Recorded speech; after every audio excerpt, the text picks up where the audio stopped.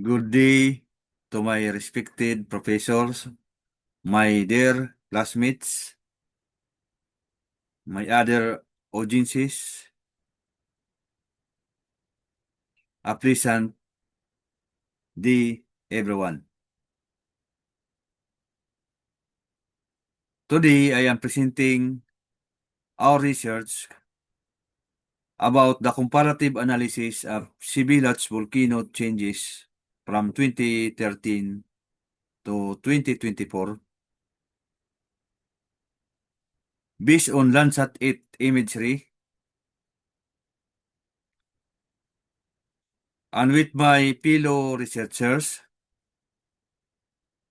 my classmates, Aipel Vincenzi Manansala, Oduakoso G. Okpong, and yours truly, Jenny B. Calot. All students for PhD in Environmental Engineering at Mapua University.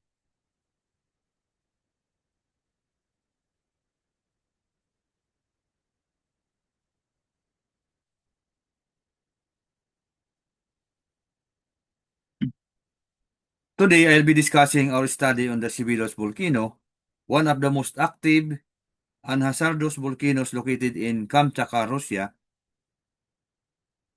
Sibilats is known as a volcano for its frequent explosive eruptions, lava dome growth, and pyroclastic flows that can reshape entire landscape.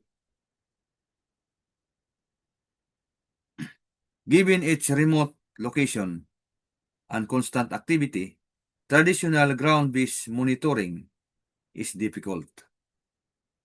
That's where remote sensing plays a crucial role in our study. We use data from Landsat 8 to monitor the volcano's activity across 4 key years: 2013, 2016, 2019, and 2024. This allowed us to track the surface changes, thermal anomalies, and vegetation impacts over time, providing valuable insights into both volcanic behavior and ecological consequences.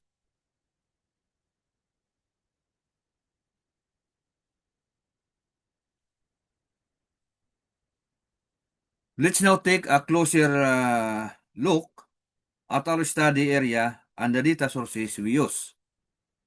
The Sibilots volcano is located at 56.65 degrees north and 161.36 degrees east in the Kamchatka Peninsula, a region well known for its volcanic activity and harsh terrain. For our analysis, we use Landsat 8 satellite imagery, focusing on bands 2 through 7 and 10 for visible to shortwave infrared. And of course, as I mentioned, band 10 for thermal infrared. We selected imagery from 4 key years: 2013, shortly after Landsat 8 launched in 2016, during active extrusion phases in 2019, and prior to a major growth cycle, and 2024, representing the most recent post-eruption conditions. To enhance our interpretation, we applied poles and composites, such as vegetation and urban composites, as well as thermal bands, to highlight lava flows, heat anomalies, and land cover change.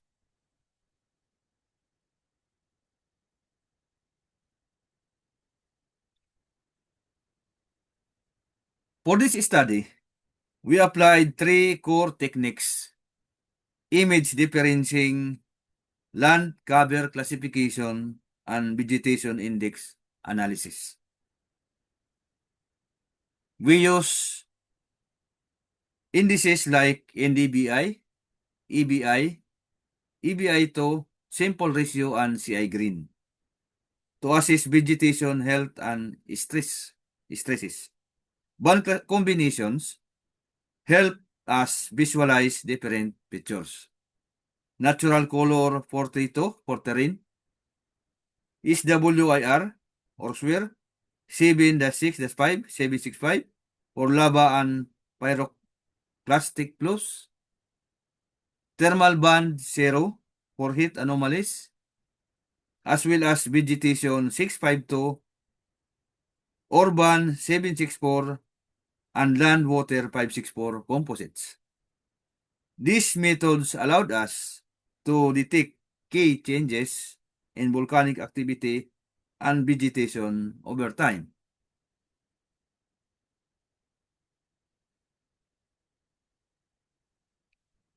Our analysis across 4 key years, 2013, 2016, 2019, and the recent one, 2024, revealed major volcanic changes. In 2013, we observed Science Dome collapse and debris flows, with much of the area still partially covered in snow. In 2016, persistent thermal anomalies indicated continued lava extrusion and plume drift was visible, aligning with regional and wind patterns. In 2019, the volcano entered a more intense phase. We detected rapid dome growth and a major eruption left at 220-kilometer asphalt trail clearly visible over the snow-covered terrain. Finally, in the year 2024, the volcano showed dual dome activity and an explosive eruption produced at 2,400-kilometer ash plume, the longest in recent history. We also confirmed major pyroclastic flows extending over 10 kilometers from the dome. These observations highlight the progressive intensification and volcanic activity at Sibilots over time.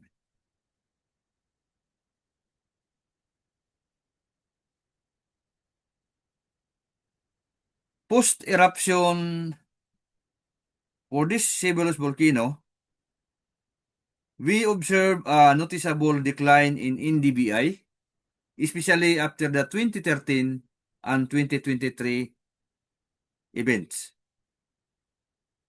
indicating significant vegetation loss.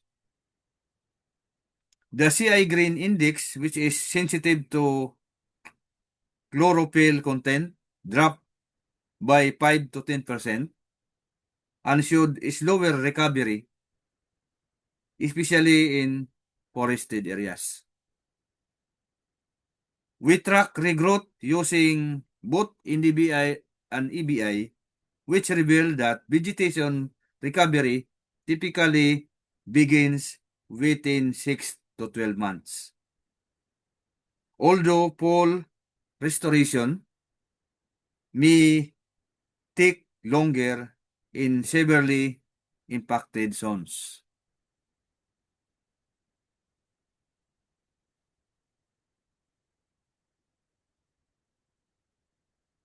In conclusion, Landsat 8 imagery proved highly effective in tracking both morphological and thermal changes at Sibilots volcano over time.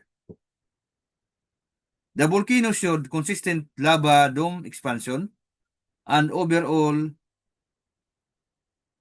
several intense eruptive episodes, particularly in 2019 and 2024. Our use of vegetation indices such as NDBI and CI Green allowed us to clearly observe post-eruption damage and gradual regrowth in the surrounding ecosystems. Moving forward, we recommend integrating higher resolution satellite data such as Sentinel-2 imagery and synthetic aperture radar (SAR) to capture pioneer details, especially in topographic changes and early warning applications. That's all for our presentation. If you have any questions related to our presentation, you are most welcome. Thank you so much for your attention. Once again, good day, everyone.